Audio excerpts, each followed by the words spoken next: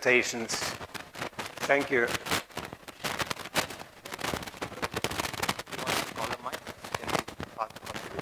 I'm sorry?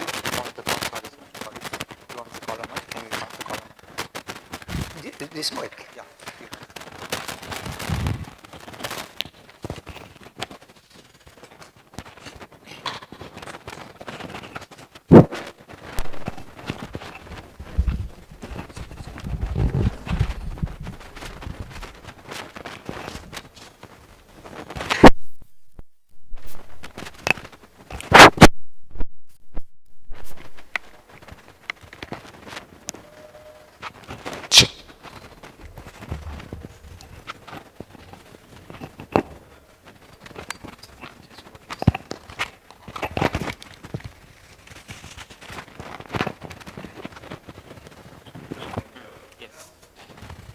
No jokes, no.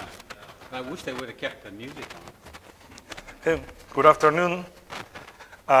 Dean Reed and I are going to present the paper, Integration Enabled by Virtual Design and Construction as a Lean Implementation Strategy. So this is Ford's mass production system. In these times, the workers came from different countries and they didn't need to talk to each other. They actually spoke different languages. Maybe nobody knew. And this is a construction site where, to some extent, sometimes we speak the same language, English, Spanish, French, or any other one. But different trades, different disciplines, different subcontractors sometimes, or maybe all the time, seems to be speaking different languages, exactly like in the mass production systems at Ford's factories. So there is fragmentation in the industry, and we are going to present a paper that deals with the intersection of three different ideas. The ideas of conventional construction, similar to mass production, virtual design and construction as enabler of the simple framework for integration, and lean origins and lean construction. And we believe that at the intersection of these three topics, we'll hopefully demonstrate that integration is achievable. Lean origins can be tracked back to the work made by Womack et al. Before that, we didn't use the word lean. Even the Toyota production system did exist. And from those origins, on 1992, with the report of Koskela, and then with the work of Ballard, Howell, and several others, a body of knowledge has been constructed related to lean construction. We don't know if there is a theory of lean construction, but at least there is a theoretical framework on lean construction that led to several lean construction tools very well known by us, last planner system, A3, CVA, pool planning, etc. On the other side, lean construction, according to Ballard, Howell, and Salem et al., the goal is to maximize value and to reduce waste in order to redefine perfection in construction. There's much more than that with flow and more things, but this is what they state. On the other side now, we have a theoretical approach to integration that can be tracked back to the work made by Fisher and Coos regarding BDC, theory and tools, but also to Tillman et al., who started presenting and talking about the integrated organization. And integration, in this case, enabled by virtual design and construction, is not seen as a lean strategy, just as a supply chain integration, as it was originally within the Toyota production system. So we have these two parallel tracks, and what we state is that while lean construction has value and ways tied to the origins of lean, Even in Womack's report, integration was not explicitly mentioned. The fact that he talked about global optimization versus single optimization and always working, setting up teams, we believe that integration is implicit in what Womack presented, and is tied then to the lean origins. Now, how to move from fragmentation to integration? There is a simple framework that has been around since 2014, and we believe that strongly because we have been testing that for a while within our company and outside our company. It's one of the main means to achieve integration. And within this framework, we have BDC.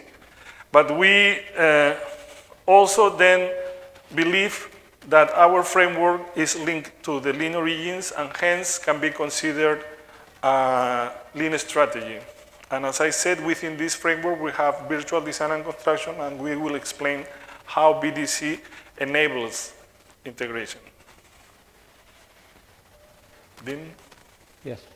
So we wrote a paper for the IGLC in Oslo in 2014, and it was based on the naive idea that we'd have our book out shortly afterwards. But in 2017, last March, we actually did publish the book, but the ideas in the 2014 paper are very close.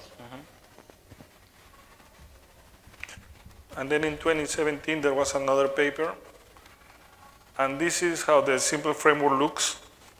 It was actually, again, presented by Atul Kansore during the Industry Day and this conference. And so there are two topics that we will discuss. One is virtual design and construction, and the other, the simple framework for integration. BDC can be defined in several ways, and there is actually confusion about how to define BDC.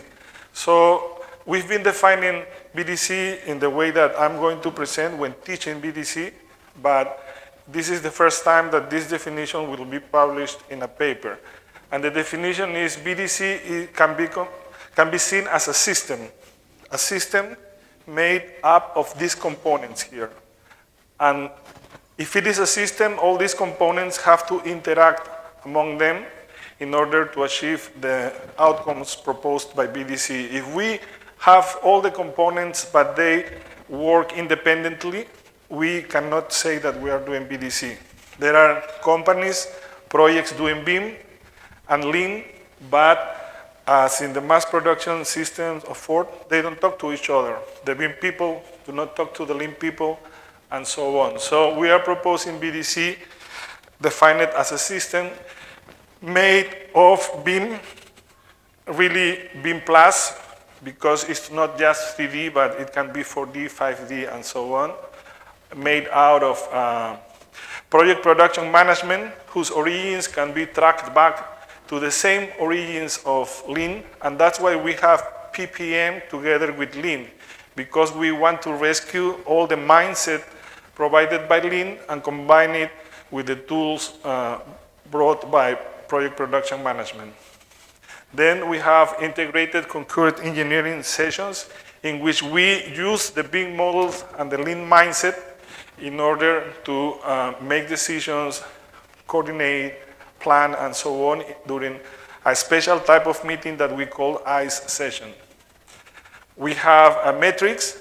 In this case, BDC proposed that we should not consider just the project goals, but these goals should be considered in harmony with the client goals.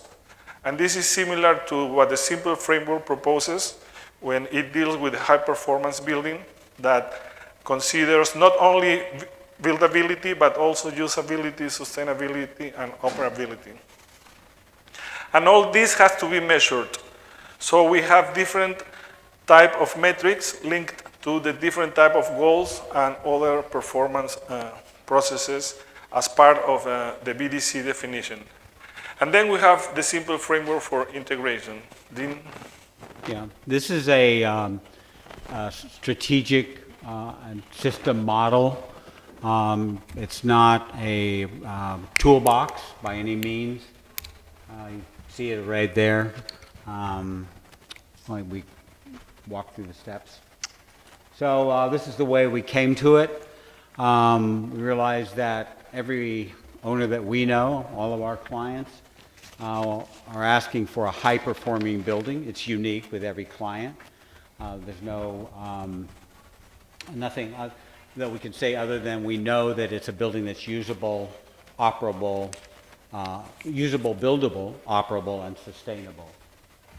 So we asked, well, how can we produce that? And obviously, we have to integrate the buildings and architectural systems flawlessly.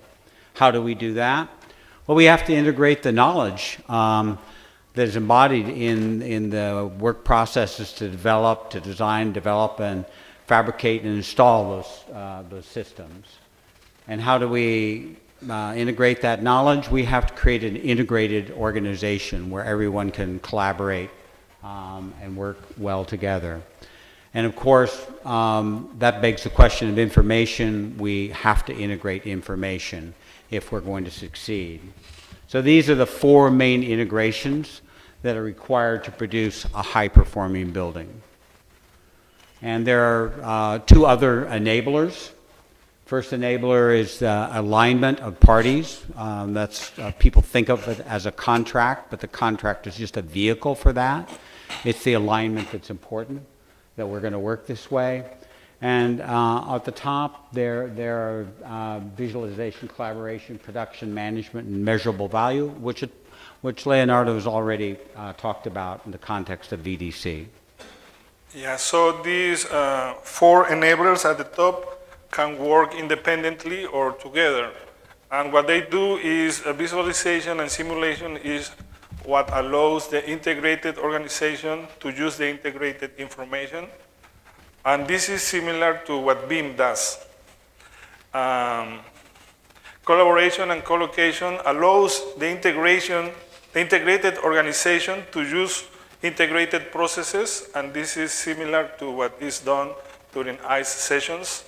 And then we have production management, which allow the integrated processes to create the integrated systems, and this is here the BDC definition. And then we have the metrics, which are also here as part of the BDC definition as a system. These things are interconnected, as Dean mentioned it, as a system. So we can see all the components of the system, of BDC defined as a system, here at the top of the simple framework for integration.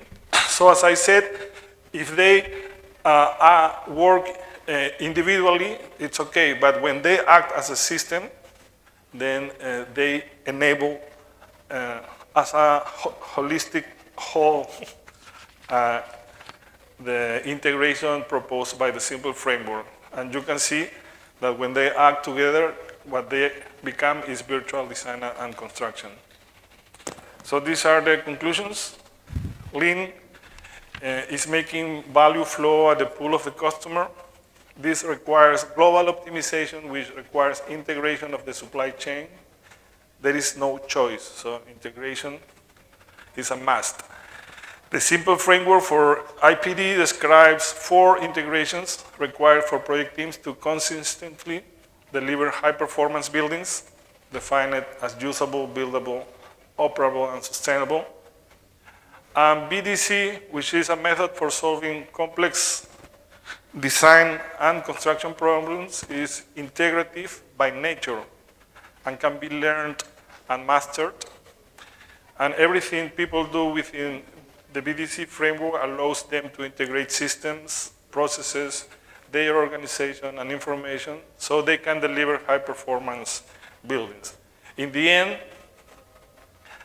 we have BDC enabling the 4 integrations proposed by the simple framework to achieve the high-performance buildings. So we can say that integration is enabled by BDC, and our proposal is that this is happening as a lean implementation strategy.